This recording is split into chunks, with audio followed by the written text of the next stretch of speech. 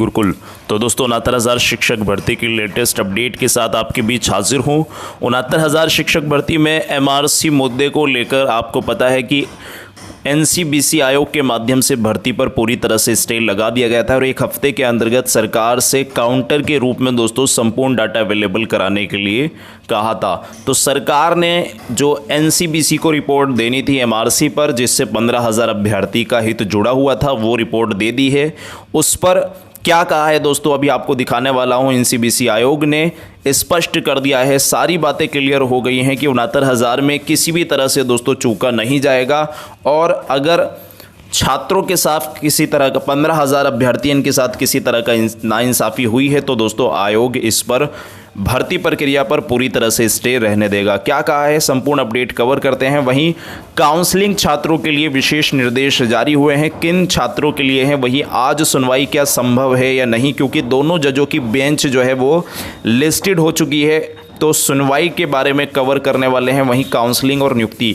Video को like share करना मत भूलिएगा, चैनल को सब्सक्राइब करके बेल आइकन को प्रेस कर दीजिए ताकि आने वाली लेटेस्ट वीडियो की नोटिफिकेशन आपको सबसे पहले देखने को मिल सके। तो चलिए वीडियो को शुरू करते हैं। जैसे कि आप सभी जानते हैं कि आज 69,000 शिक्षक भर्ती को लेकर सभी के माइंड में टेंशन है, लेकिन एमआरसी पर रिपोर्ट दोस्तों सरकार ने कल अवेलेबल करा दी थी। सरकार ने कल इसका निस्तारण किया, तो जिस पर आयोग ने तल्ख टिप्पणी करते हुए तो सबसे पहले देख सकते हैं सहायक शिक्षक भर्ती में आरक्षण नियम पर दोस्तों जवाब दिया है उत्तर प्रदेश सरकार ने। और क्या कहा है यहाँ देख सकते हैं, सरकार के जवाब से संतुष्ट नहीं आयोग। आज की तिथि देख सकते हैं 17 जुलाई 2020।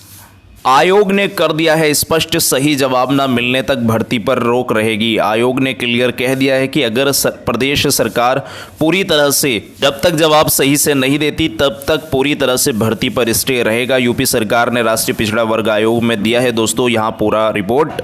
तो सरकार ने क्या डाटा दिया है, इसकी पीडीएफ भी आप तब सभी तक शेयर की जाएगी अगर दोस्तों वहां से रिलीज की जाती है, क्योंकि सरकार का ये काउंटर कहीं ना कहीं 15,000 अभ्यर्थी के हितों से जुड़ा हुआ है। इसलिए आयोग ने स्पष्ट कह दिया है कि हम इस जवाब से संतुष्ट नहीं है, हमको संपूर्ण डाटा चाहिए। अगर आप सही से इस डाटे को अवेलेबल नहीं कराते तो इस संपूर्ण भर्ती प्रक्रिया पर पूरी तरह से रोक रहेगी, क्योंकि आप समझ सकते हैं एनसीबीसी आयोग का कॉन्स्टिट्यूशनल राइट्स है कि वो सभी आरक्षण अभ्यर्थियों की जो जितने भी दोस्तों मुद्दे हैं उन पर उनकी सुरक्षा करें, उनका संरक्षण करें।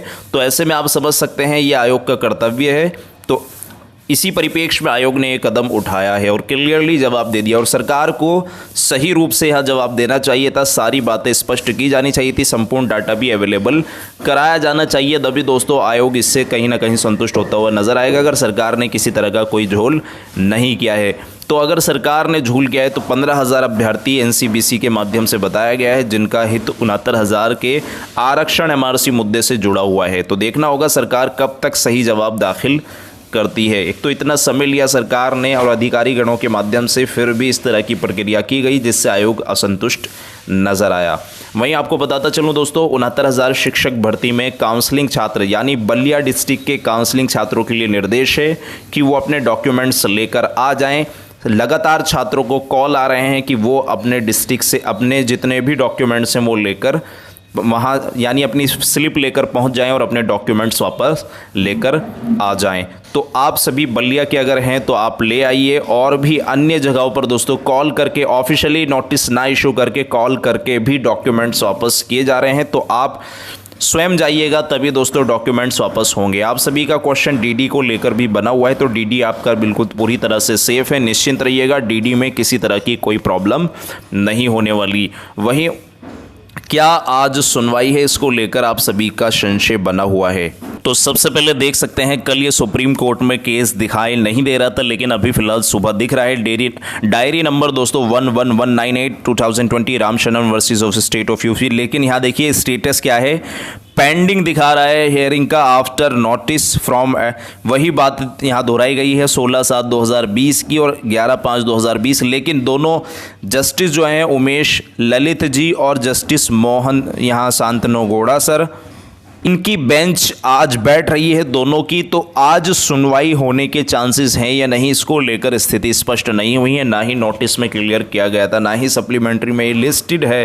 तो ऐसे में दोस्तों अगर आज सुनवाई नहीं होती है तो 21/7/2020 को सुनवाई की संभावना प्रबल है और तभी दोस्तों 69,000 में किसी तरह का स्पष्टीकरण आप सभी को देखने को मिलने वाला है। हालांकि 69,000 में एक नया झोल सामने निकल कर आ रहा है, जिसमें भर्ती परीक्षा पर कहीं ना कहीं संशय की स्थिति लगातार बना रहे हैं छात्र। लेकिन मैं आपको क्लियरली कह देना चाहता हूं कि जितने भी चयनित अभ्यर्थी हैं जिस पर फर्जीवाड़े छात्र, क्लियर रूप से उसका डाटा भी सरकार अवेलेबल कराए कि कितने छात्र फर्जीवाड़े हैं जो बाहर होंगे और दूसरी काउंसलिंग में कितने छात्र जो तो तभी उसके रूप में पार्टिसिपेट करेंगे। तो देखना होगा।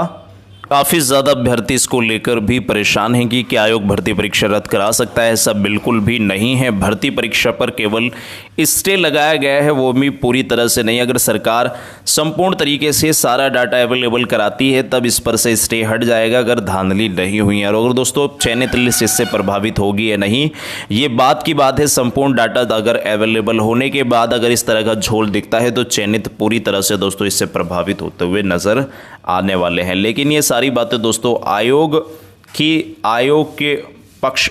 के ऊपर दोस्तों जो सरकार रखेगी अपना पक्ष, उस पर डिपेंड करता है कि सरकार किस प्रकार से संपूर्ण डाटा बिल्कुल निष्पक्ष रूप से अवेलेबल कराएगी। देखना होगा।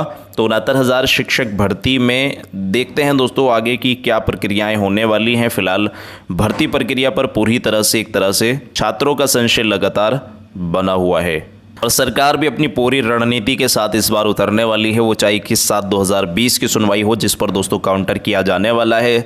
पटवालिया सर की बहस और सुंदरम सर की बहस के रूप में उन पर पलटवार किया जाएगा। देखना होगा किस प्रकार से सरकार इसको लेकर पलटवार करती है और सरकार क्या कौन कौन सी बातें, कौन कौन से मुद्दे उठाती है, किस प्रकार से छात्र प्रभावित हो रहे हैं, किस प्रकार से छात्रों का हित जुड़ा हुआ है 67,867 छात्रों का, और किस प्रकार से संपूर्ण भर्ती प्रक्रिया जो 1100 पद हैं उन पर भी निर्णय लिया जाएगा कि वो SC कैटेगरी में जोड़े जाएंगे या नहीं, या फिर संपूर्ण भर्ती प्रक्रिया में उसको ऐड किया जाएगा। और इस तरह से दोस्तों भर्ती प्रक्रिया संचालित होगी। इन पर भी पूरी तरह से जो है निर्णय लिया जाने वाला है। 22,000 सीटों की अगर बात करें, इस पर संशय बना हुआ है क्योंकि 51,112 पदों का स्वयं उल्लेख किया है सरकार ने, तो 22,000 सीट के कोई कवायद नहीं है। तो ऐसे में आप समझ सकते हैं 51,112 पद में 37,339 पद जो पूरी तरह से दोस्तों होल्ड किए गए हैं, उस पर भी सरकार ने मॉडिफिकेशन पर क्या बातें कही थी वो भी इंपॉर्टेंट होने वाली है।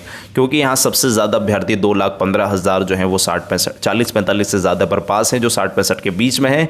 लेकिन लगभग 3,92,000 अभ्यर्थी ऐसे हैं जो संपूर्ण 40-45 पर पास हैं। तो ऐसे में हज़ारों अभ्यर्थी हैं जिनका हित जुड़ा हुआ है। लेकिन अगर 40-45 होता है तब भी चयनित पर किसी तरह का कोई प्रभाव नहीं पड़ेगा। लेकिन भारांक को दोस्तों चुनौती दी गई है। भारांक को लेकर एक नई याचिका दाखिल कर दी है ताकि सुप्रीम कोर्ट के अंतर्गत ये ललित सर ये ना कहें कि आप भारांक को लेकर पहले आप नोटिस इशू कराते तब आप भारांक पर आते। तो भारांक पर पलटवार किया गया है। ये एक सोची समझी रणनीति के तहत किया गया था। देख सकते हैं दोस्तों कब ये लिस्टेड हुई है, कब पेंडिंग थी। ये 16/7/2020 यानी कल ही दोस्तों इसको केस नंबर मिला है, रजिस्टर हो चुकी है ये याचिका। अब इस याचिका पर सुनवाई होगी, लेकिन देखना होगा कि किस प्रकार से सुनवाई होती है और भारांक को किस प्रकार से चुनौती देकर संपूर्ण भर्ती प्रक्रिया पर, क्योंकि भारांक और बीएड एक दूसरे के पूरक है, मैं आपको पहले भी बता चुका हूँ। लेकिन बीएड पर स्पष्ट हो चला है। बीएड पर यूयू ललित सर ने क्लियर बात कह दी है कि बीएड किसी भी तरह से बाहर नहीं होगा और बीएड पर बहस करना एक तरह से उचित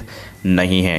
तो ऐसे में आप समझ सकते हैं। वहीं प्राथमिक की बात आई थी कि हमें प्राथमिकता ने शिक्षा मित्रों के माध्यम से कही गई थी, उसको लेकर भी यूयू ललित सर ने सारी बातें स्पष्ट कर दी थी। हालांकि कोर्ट ऑर्डर अभी तक नहीं आया है, कोर्ट ऑर्डर आने का इंतजार है। जैसे ही कोर्ट ऑर्डर आएगा आपके साथ साझा किया जाएगा, सारी बातें स्पष्ट होती हुई आप सभी को नजर आने वाली है।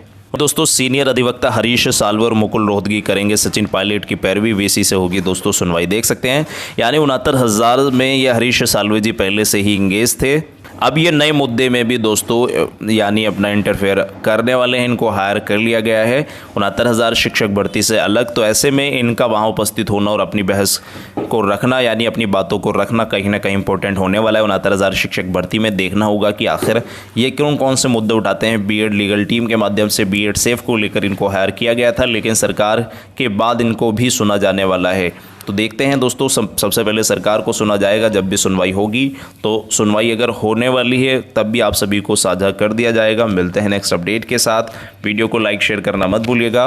ज़्यादा जानकारी के लिए आप टेलीग्राम ग्रुप को ज्वाइन कर लीजिए। काफ़ी ज़्यादा अभ्यर्थियों के कमेंट थे, आप कमेंट करके ज़रूर बताइए कौन कौन से डिस्ट्रिक्ट से दोस्तों आप सभी को जो डॉक्यूमेंट्स हैं वो मिल रहे हैं, कमेंट करके अपनी बात को साझा कर सकते हैं ताकि सभी अभ्यर्थियों का हित इससे प्रभावित ना हो और सभी को राहत मिलती हुई नजर आए। तो मिलते हैं नेक्स्ट अपडेट के साथ। वीडियो को लाइक शेयर कर दीजिए, चैनल को सब्सक्राइब कर लीजिए। Thanks for watching video, take care, bye bye, God bless you all guys, जय हिंद।